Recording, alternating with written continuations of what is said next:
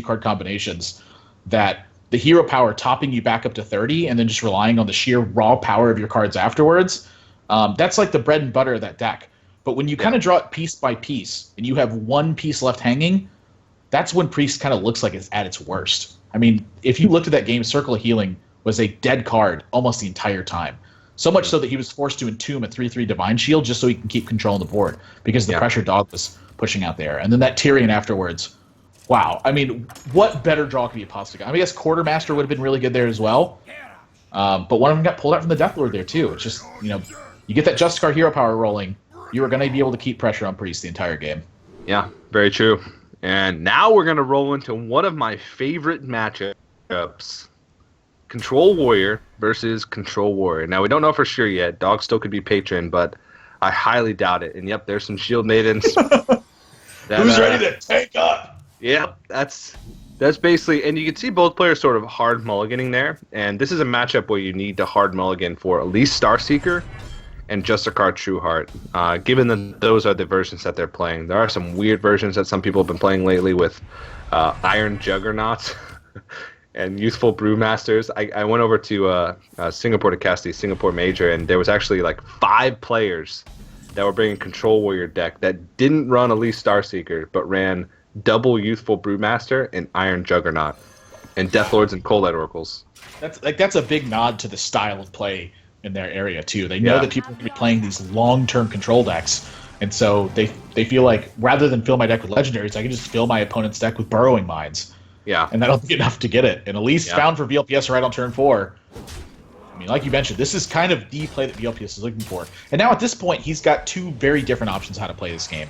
Yeah. Number 1 is he can kind of race towards the Golden Monkey and try to get so many legendaries that he can outright kill Dog based on his just his card value individually. Mm-hmm. The second option is to continue to try to play the fatigue game and let Elise kind of be like your silver bullet card at the end, with the Golden Monkey turning his last few dead cards into legendaries. Yeah. But he's kind of the one in control of that scenario, unless Dog can manage to put him on a back foot and force him to use cards in a way he doesn't want to. So this is that's the advantage you get from drawing Elise early on, and that's why it's so important.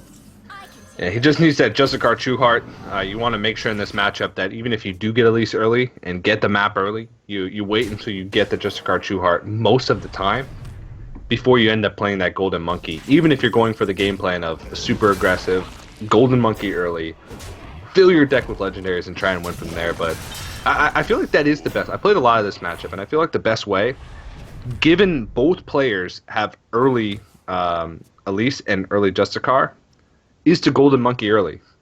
Because even though your opponent's going to have removal, they're not going to have the threats to match your threats. So eventually you're just going to, push them out of the game as long as you don't get a terrible draw of legendaries, like multiple Nat Pagels, multiple like Blood Mage Thaunoses and things like that. Yeah, VLPS kind of a victim of his own hand right now.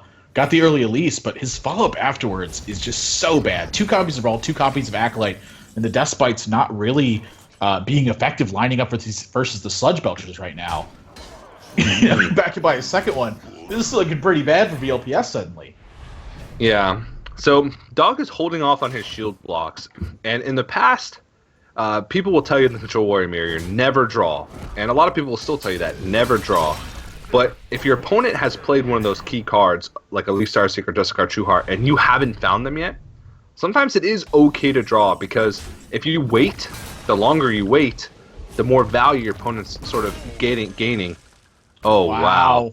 That is going to really change this game. The fact that Elise gets pulled out here, Dog kind of loses that button as his longevity. Oh, I don't know about this one, TJ. I don't know if it's even possible to win if Elise Starseeker comes out of your deck, unless Justicar Trueheart is like VLPS's last card and Monkey is like VLPS's last card. I don't know if it's even possible. A lot of times you see players not even kill Deathlord in this matchup until they've played both of those cards, because it's too risky to have one of those key cards pulled out of your deck. Yeah, and so VLPS chooses to draw here with the Slam, and a lot of that's coming from the fact that Dog chose to use Shield Block last turn. Every single time Dog draws a card, VLPS knows that he can draw a card and stay kind of even in the fatigue race because of that. Yeah. So when you hear players say they never want to draw, what they really mean is they're kind of reluctant to initiate drawing cards, because if their opponent has good responses to it, it means that they're the ones who can kind of control the waiting game. They pull ahead in the fatigue race, and it puts a lot of pressure on you. But at this point, the Elise being gone completely changes the way he has to play this game. I think he has to get going, and that's going to open him up to things like VLPS's Brawl right here. It's going to make this second Death Spike get a lot better. The fact that he had to Harrison Jones drew another card from it. If Dog doesn't put together enough pressure here and keep VLPS's life total in check, that's really a spot for VLPS to try to win the game. And look, Dog's just decided at this point, you know what, I'm just going to load up the Acolytes and start going here. I have to kill VLPS or he has inevitability. Feels like nowadays this matchup even rarely comes down to fatigue, just because both players end up dropping bombs in the late game with the Golden Monkey. That you oh wow, okay, well, I would be surprised if Dog he'll probably stay in this game, just because this is the semifinals of a feature tournament, but this is one of those games where you're just like, I don't know how I'm gonna piece together a win. The strongest minion he probably has left in his deck is Justicar Trueheart. Not based off of its effect, but like the strongest body minion he has left in his deck. Maybe a Grom's left in here. Oh yeah, Grom too. Yeah, Grom could be a card, but is Grom going to be enough to win him a game? But yeah, Grom will probably be 10 damage burst, but it's going to be removed right away. Yeah, there is the Grom. How often do you see 4 Acolytes on board, TJ? In a Control Warrior mirror, rarely. in any matchup, really. If ever. Is this an opportunity for Dog to force card draws here, though?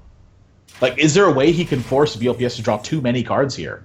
The most he can force him to draw is 4 if he hits both Acolytes twice, and then the natural draw from VLPS will be 5. VLPS still won't overdraw. So he can force him to draw, but Fatigue might be a win condition in that scenario. He'd have to put on a lot of pressure. He does have Bash. I mean, there is a small chance that Dog wins this matchup if he just keeps hitting face and draws things that go face in the next couple turns. But it's just going to be tough for him to do so, I think. We'll have to see, though, because VLPS is running out of stuff. Looks like no activation from the Death Spite this turn. Decides to slow it down just a little bit. Deck sizes matter so much at this point, too. Yeah, there's a Shield Slam, no surprise. Oh, he doesn't want to pull the Golden Monkey out, though. Has he cast the map yet? Oh, has he cast the map yet? I don't think he has. Okay, well, if he hasn't cast the map, then he's free to kill that Death Lord no matter what, because he's played both his. Oh yeah, okay, so he still does have the map. So yeah, that's definitely, you want to remove that before you draw into the map and before you play the map. Yeah, I imagine that VLPS is going to be keen enough to know that once he's seen the Death Lord, it's very likely that Dog's got a second copy of it with it, and so to hold on to the map is going to be like the play here. He does not want the Golden Monkey to even be able to be pulled out of his deck via a Death Lord. And so because of that, he's just going to hang on to the map until he can ensure he draws Golden Monkey with it. And Dog can kill off his own Death Lord. It's actually not that uncommon in this matchup, just because you can throw in your Death Lord and then brawl. And then you either win the brawl or your Death Lord dies, his monkey pops out, and you win the brawl. So in both scenarios, you sort of win the brawl in some sense or another, but Dog does have a lot of resources, but he's got 4 cards left. Is that going to be enough to win in the game? Well, VLPS has got 6 left in his deck, it looks like. And one of those is going to be a monkey when he eventually decides to use the map, so that's sort of going to be the one that makes or breaks this game, especially since he's got a lot of those dead cards. Like the Double Revenge is not going to be of much use. Those are going to be legendaries. Harrison Jones is probably going to be a legendary. Yeah, doesn't have to do anything to the Boombot this turn. The Dr. Boom this turn. Just the Brawl takes care of it. And then second Death Lord. And tank up. Yeah, I feel like Dog's just, at this point, has kind of been pushed out of this one. The fact that his Elise got drawn from the Death Lord. And just cards in his last brutal. 3 cards. Yeah, everything just kind of went wrong for Dog this game. Yeah. Oh man, this is just really rough for him. It's kind of tough to say how this would have panned out if it wasn't for Death Lord really putting a big deciding factor on this. I mean, I think both of them have been playing this one really well, using their resources fantastic. Even Dog kind of recognizing he needed to turn the corner and try to actually kill VLPS, and now it's just kind of falling apart at this point. I mean, this is the disadvantage of drawing cards. Is if you can't finish your opponent, they just win the fatigue race. Yeah. VLPS looks like even reluctant to play a Shield Maiden here. Says, it's his last card. Discard Two Heart is his last card. Yeah, that's brutal. You have 10 cards in hand next turn, so is never going to have an opportunity to overdraw. VLPS says, at this point, I know that Justicard's your last card. I know what's happening here. I'm free to just slowly develop the board, piece by piece, and keep chipping away. Oh, man. Everything that could have gone wrong did go wrong for Dog in this game. You know, at least coming on the Death Lord and then Justicard True Heart being the last card. At least he didn't kill both Death Lords and have his Elise and his Justicar come out. I guess that's the one way this game could have been worse. But it was close. It's bad enough as it is. Yeah. You know, either the Justicar or the Elise getting pulled is bad. If you had to pick one, I think you would choose Justicar. But then the Justicar being the 30th card, like that's it couldn't have gone worse for him this game. This was the nightmare. Yeah. And look at these cards. VLPS still has, you know, a couple of big minions left, and even then he's got double shield block and double revenge. That's at least 4 legendaries for cards that are never going to be used. Yep. Dog gonna need to play this one out. I don't know what he could possibly fish for at this point, but you know, you can't blame anyone for sticking it out. Yeah, you can see the difference here too. I mean, VLPS not having to use either shield blocks gave him such a big advantage this game. I'm not even sure he plays Gold Monkey. Yeah, I think he just Grom and attack for 4. Yeah, because Grom is one of the best legendaries that you can get. So your Grom's going to turn into a legendary, probably one that's worse than your Grom. Dog's hope this game is actually kind of, I think, that VLPS plays Gold Monkey and gets a bad set of legendaries. I think that quite literally was his win condition this game. Yeah. But Golden Monkey might even... No. I'm just not even hit the board. Yeah. I think at this point, you're winning the Fatigue War, I think, by 3 cards. So you might as well just play the minions. Here we go. 7 Nat Paggles. Not quite. A new Barak as well. So that's in Nazdormu. I feel like Nazdormu on ladder is one of the best legendaries that you can get. Because everybody's always like alt-tabbed, and then you slam Nazdormu. Checking out Reddit. Instantly end turn. I feel like I've won games like that so many times. Yeah, all right, well, slam it down.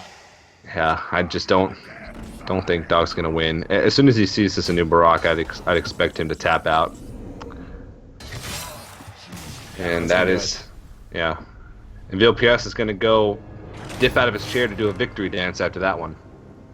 You got to get up and stretch after those matches, man. Those are long ones. Control Warrior Mirrors, I can only play about 2 of those a day. Or I'm just burnt and I need a nap. Before he's out of 24 hours. Yeah.